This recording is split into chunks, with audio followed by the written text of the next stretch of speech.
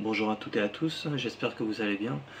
Alors on va revenir un petit peu sur le sujet de l'enlèvement. J'en avais fait un enseignement il y a quelques mois et j'ai décidé de le refaire en un peu plus avec différents éclaircissements de façon à mieux comprendre que l'enlèvement se situe au début des tribulations, avant les tribulations.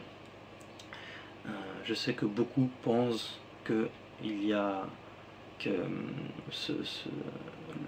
les chrétiens passent les tribulations et que l'enlèvement sera soit au milieu, soit à la fin, mais nous allons voir ce que la Bible dit à ce sujet. Alors, bon, déjà, qu'est-ce que l'enlèvement? Le mot enlèvement n'apparaît pas dans la Bible, mais le concept de l'enlèvement est clairement enseigné au sein des Écritures. Donc l'enlèvement d'Église, c'est l'enlèvement par lequel Dieu retire les croyants de la terre avant les tribulations qui sont sa colère en fait. Les tribulations, c'est bien sa colère et on va le voir dans les minutes qui suivent. Donc les chrétiens ne sont pas destinés à la colère de Dieu et nous allons le voir dans 1 Thessaloniciens au chapitre 5 verset 9. Car Dieu ne nous a pas destinés à la colère, mais à l'acquisition du salut par notre Seigneur Jésus-Christ. Donc il y a ce verset, mais il y en a bien d'autres qui se rejoignent, qui montrent bien que nous ne sommes pas destinés à la colère de Dieu. Maintenant, nous allons aller dans 1 Corinthiens au chapitre 15 du verset 51-52. Voici, je vous dis un mystère, nous ne mourrons pas tous, mais tous nous serons changés en un instant, en un clin d'œil, à la dernière trompette. La trompette sonnera, et les morts ressusciteront incorruptibles, et nous serons changés. Là, à ce moment-là, il est écrit que c'est à la dernière trompette. Mais en fait, il ne s'agit pas des 7 trompettes des anges. C'est la trompette de Dieu. Par exemple, nous pouvons voir dans Exode au chapitre 19 que Dieu sonne de la trompette. Donc il ne faut pas confondre les 7 trompettes de l'Apocalypse sonnées par les anges et la trompette de Dieu. Et donc nous allons voir ça aussi dans 1 Thessaloniciens au chapitre 4 versets 16 et 17. Car le Seigneur lui-même a un signal donné à la voix d'un archange et au son de la trompette de Dieu descendra du ciel et les morts en Christ ressusciteront premièrement. Ensuite, nous les vivants qui serons restés, nous serons tous ensemble enlevés avec eux sur des nuées à la rencontre du Seigneur dans les airs et ainsi nous serons toujours avec le Seigneur. Donc on voit bien qu'il est écrit que au son de la trompette de Dieu. On ne parle pas de la trompette des anges. Et donc les morts seront ressuscités, puis les chrétiens, les morts en Christ, et ensuite les chrétiens vivant sur terre seront enlevés à la rencontre du Seigneur. Dans Luc, au chapitre 17, versets 34 à 36, Jésus dit « Je vous le dis, de cette nuit-là, de 2 personnes qui sont dans un même lit, l'une sera prise, l'autre laissée. De 2 femmes qui moudront ensemble, l'une sera prise et l'autre laissée. De 2 hommes qui seront dans un champ, l'un sera pris et l'autre laissé. » Alors, beaucoup se demandent si les enfants seront enlevés. Et certes, un enfant de bas âge n'a pas eu le temps de pécher. Mais ce n'est pas pour autant qu'il est né de nouveau par le baptême du Saint-Esprit. Donc d'après les textes, il semble que non. Il ne faut pas confondre le salut et l'enlèvement. Ce sont 2 choses différentes, même si forcément ceux qui sont enlevés sont forcément sauvés. Il y aura beaucoup de monde sur terre qui se repentiront et donneront leur vie à Jésus-Christ, voyant la colère de Dieu sur la terre. Et c'est pour ça qu'on parle des croyants pendant les tribulations en fait. Et qu'ils seront absolument persécutés. Ça sera vraiment dramatique pour eux. Ce sont ceux qui ont donné leur vie à Jésus trop tard. Donc pour étayer un peu ce sujet-là, on peut se référer à la parabole de Jésus dans Matthieu au chapitre 25 du verset 1 à 13. Alors le royaume des cieux sera semblable à 10 vierges qui, ayant pris leurs lampes, allèrent à la rencontre de l'époux. 5 d'entre elles étaient folles et 5 sages. Les folles, en prenant leurs lampes, ne prirent point d'huile avec elles. Mais les sages prirent avec leurs lampes de l'huile dans un vase. Comme l'époux tardait, toutes s'assoupirent et s'endormirent. Au milieu de la nuit, on cria « Voici l'époux, allez à sa rencontre ». Alors toutes ces vierges se réveillèrent et préparèrent leurs lampes. Les folles dirent aux sages « Donnez-nous de votre huile, car nos lampes s'éteignent. » Les sages répondirent « Non, il n'y en aurait pas assez pour nous et pour vous. Allez plutôt chez ceux qui en vendent et achetez-en pour vous. » Pendant qu'elles allaient en acheter, l'époux arriva. Celles qui étaient prêtes entrèrent avec lui dans la salle de noces, et la porte fut fermée. Plus tard, les autres vierges vinrent et dirent « Seigneur, Seigneur, ouvre-nous. » Mais il répondit « Je vous le dis en vérité, je ne vous connais pas. Veillez donc, puisque vous ne savez ni le jour ni l'heure. » Donc les vierges sages, ce sont les chrétiens authentiques qui se sont sanctifiés.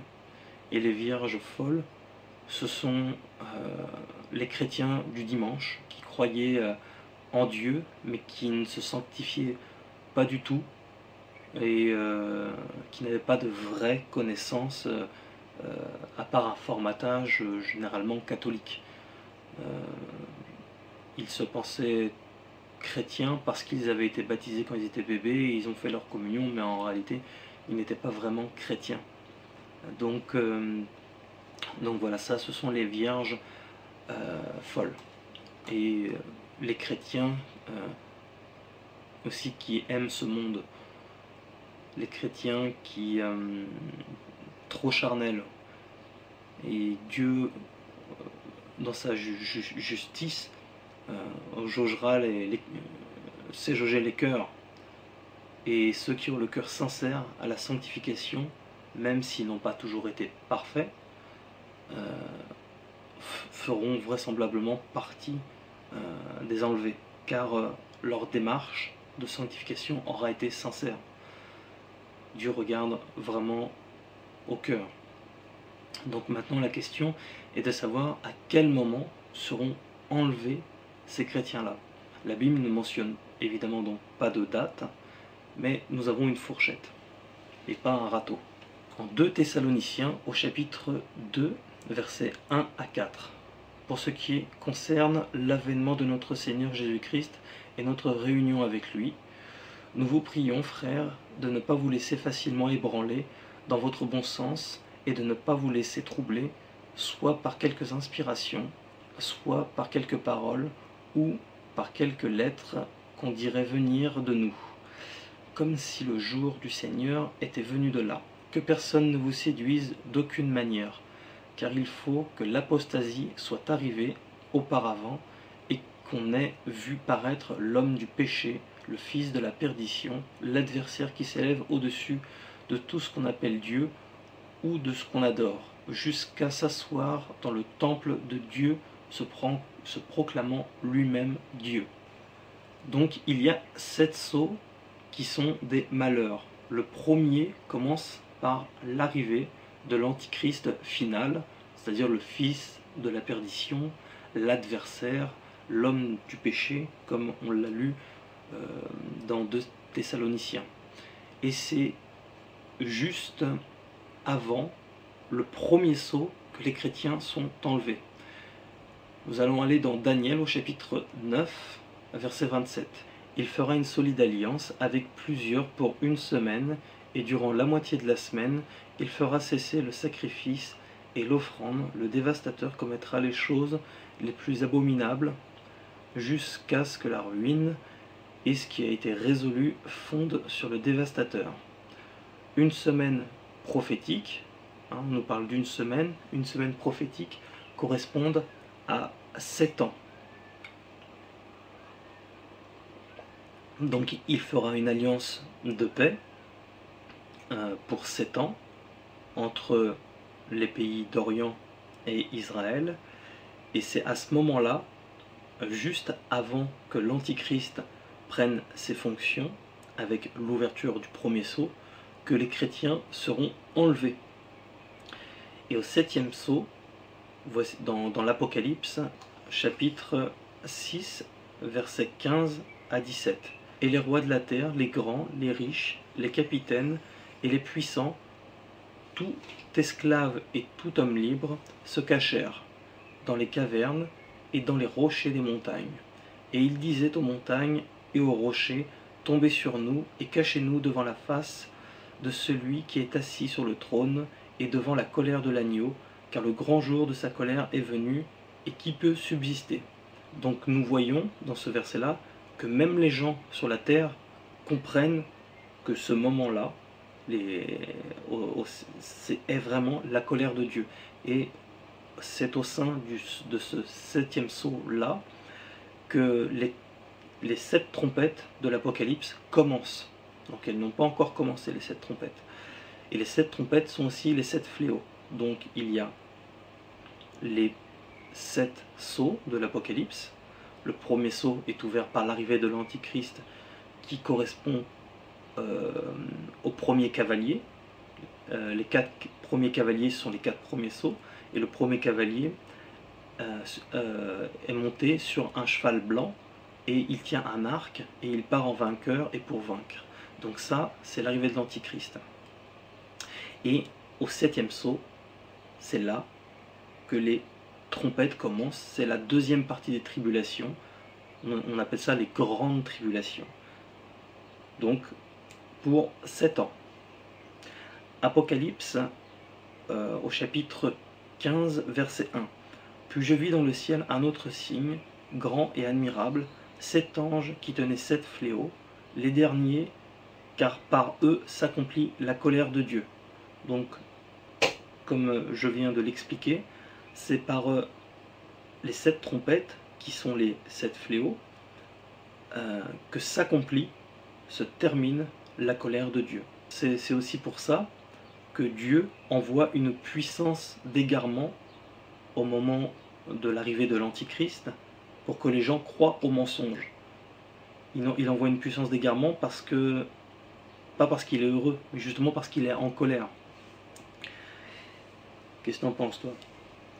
Et donc, c'est pour ça qu'il est tout à fait impossible, selon ma lecture de la Bible, que l'enlèvement se fasse après les tribulations, puisque à la 7e trompette, c'est Jésus qui revient. Donc si Jésus revient, nous on ne va pas monter, on revient avec lui. Voilà, j'espère vous avoir aidé à mieux comprendre à quel moment se fera l'enlèvement, et donc je vous invite à vous abonner à ma chaîne YouTube pour ceux que ça intéresse, et à vous inscrire à la newsletter de mon site morganpriest.com et de cheminvéritéetvie.fr. Bien sûr, sur mon forum Morgan Priest officiel, mon Facebook Morgan Priest officiel, et mon forum sur le site morganpriest.com également, pour échanger avec d'autres chrétiens et faire des rencontres, etc. Je vous dis à très très bientôt, soyez bénis.